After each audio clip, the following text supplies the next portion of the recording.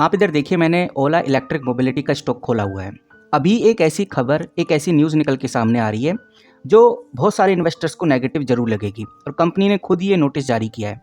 तो मैं नोटिस तो आपको दिखाऊंगा ही, लेकिन एक बार ये देख लेते हैं आज कैसा परफॉर्मेंस रहा। आप इधर देखिए, आज लगभग 1.87% का ग्रोथ कंपनी ने किया।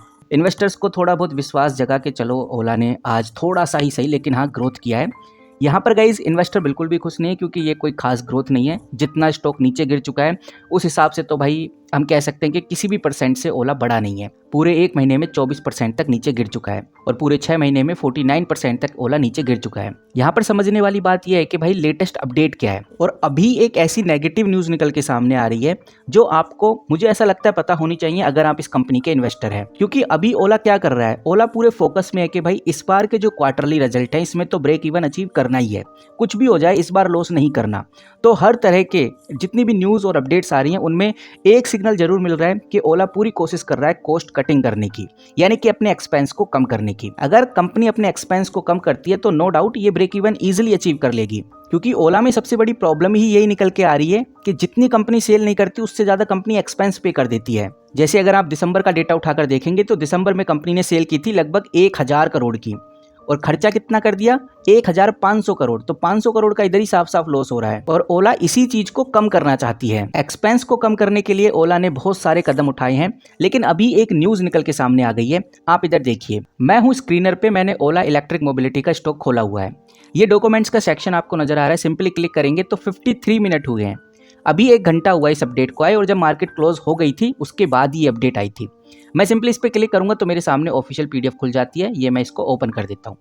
जैसे मैं ओपन करता हूं, आप इधर सबसे पहले डेट चेक करिए। आपको नजर आ रहा है कि भाई ये 4 मार्च 2025 की अपडेट है। अब इसमें क्या कहा गया है वो समझते हैं। यहाँ पे समझ में आता है कि ओला की एक सब्सिडरी है जो बैटरी मैन्युफैक्चरिंग का काम करती है। इसका नाम क्या है, आप इधर देख सकते हैं।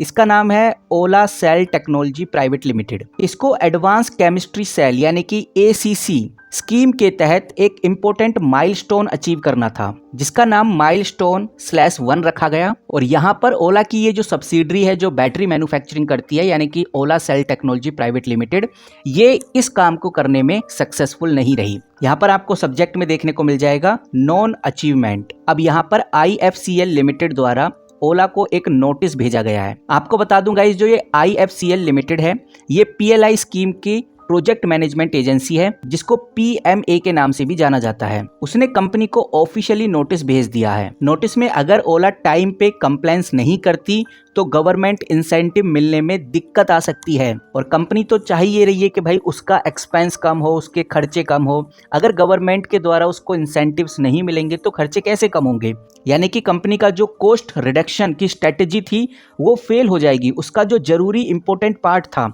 कि कंपनी गवर्नमेंट से भी कुछ अमाउंट लेगी, कुछ स्कीम का फायदा उठाएगी, वो फायदा अगर ओला को नहीं मिलेगा तो एक्सपेंस में बहुत बड़ा इम्पैक्ट हमें देखने को नहीं मिलेगा। और ऑलरेडी ओला का जो लॉस है बढ़ता हुआ नजर आ रहा है। और अगर ये जो PLI माइलस्टोन फेल होता है, रेगुलेटरी इश्यूज आते हैं, तो इससे नेगेटिव असर पड़ता है और इन्वेस्टर्स का जो विश्वास है वो भी टूटता है। अब यहाँ पर गाइस कल नो डाउट इसका इम्पैक्ट हमें कंपनी के स्टॉक प्राइस में जरूर देखने को मिलेगा, लेकिन अभी मैं जो आपको दिखाने जा रहा हूँ ये भी बहुत इंपॉर्टेंट है। यहाँ पर ओला ने भी कह दिया है कि वो अभी ऑथराइज के साथ एक्टिवली एंगेज कर रहे हैं और इसका सॉल्यूशन निकालने की कोशिश कर रहे हैं। तो इन्वेस्टर्स को ज़्यादा टेंशन लेने की जरूरत बिल्कुल भी नहीं है। उनको ये बिल्कुल भी नहीं सोचना कि ओला फेलियर कर रहा है। वहीं कंपनी का पूरा विश्वास है कि हम सक्सेसफुली कंप्लायंस करेंगे और फ्यूचर में PLI बेनिफिट वापस हमें मिलेंगे और हम वापस इसको अप्लाई भी करेंगे। तो यहाँ पर जितने भी इन्वेस्टर्स हैं जो ओला के अंदर इन्वेस्टेड हैं वो अब वेट ही कर सकते हैं कि भाई आगे PLI स्कीम को लेकर क्या अपडेट निकल के सामने आती है। क्योंकि रेगुलेटरी कंप्लायंस का जो इम्पैक्ट है कंपनी के स्टॉक प्राइस पे हमें पड़ता हुआ नजर जरूर आएगा।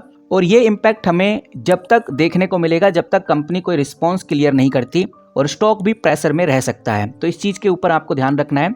अगर हम कंक्लूजन पे आए तो एक बात समझ में आ गई कि जैसा मैंने आपको बताया कि ओला पूरी कोशिश कर रहा है इस बार कि अपने प्रॉफिट को बढ़ाया जाए और एक्सपेंस को कम किया जाए, ब्रेक इवन अचीव किया जाए, कंपनी को प्रॉफिट में लाया जाए। और ये बहुत अच्छा डिसीजन है क्योंकि वो इन्वेस्टर्स का भी सोच रहा है, अपना भी सोच रहा है, जो कि बहुत ही पॉजिटिव पॉइंट है। कंपनी ने अलग अलग कदम उठाए हैं, जिसमें से एक PLI स्कीम होती है, सरकार के द्वारा चलाई जाने वाली स्कीम होती है। इसका भी बेनिफिट ओला उठाने वाली है। लेकिन यहाँ पर प्रॉब्लम यही आ गई है कि भाई कंपनी जो माइलस्टोन था, जो अचीव करना था टारगेट, वो पूरे नहीं कर पाई, जिसकी वजह से हो सकता है कि PLI स्कीम कंपनी को ना मिले, इंसेंटिव कंपनी को ना मिले। अब देखते हैं कि भाई आगे ओला किस तरह से इसके जवाब देती है, क्या एक्शन लेती है और क्या वापस कंपनी को PLI स्कीम के फ़ायदे मिल पाएंगे या नहीं, ये आगे की अपडेट्स हैं। लेकिन मोटा मोटी जो बातें थी वो मैंने आपके साथ शेयर की। और गाइस मैंने ओला को लेकर और भी बड़ी न्यूज़ कवर की हुई है जो कंपनी को लेकर आई हैं आज के टाइम पे।